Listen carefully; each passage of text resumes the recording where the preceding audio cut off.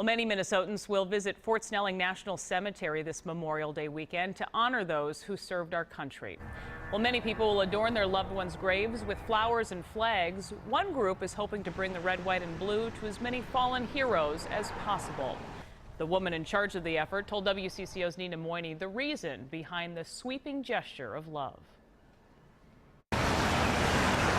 I'm here visiting my in-laws, Virgil and Elma Isaacson. My brother-in-law and his wife.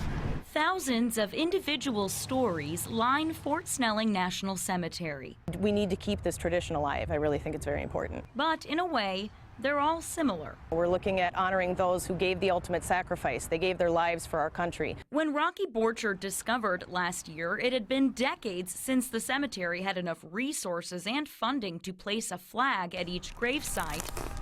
She got to work. It's one boot length right in the center of the headstone.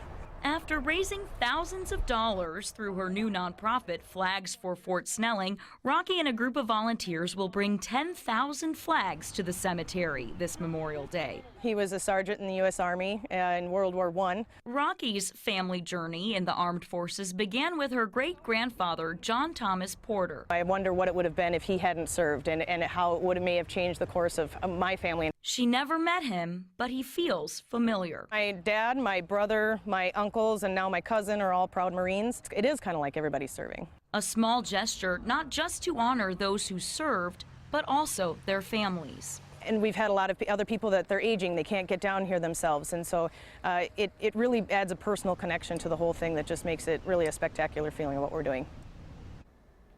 Rocky hopes to be able to get more than 169,000 flags next year so they can line every single gravesite at the cemetery. But that is going to cost nearly $75,000. Anyone who wants to help with that or volunteer to place the flags or remove them later this week can visit WCCO.com/links for information on that, Liz. Wow, that'll be great to see.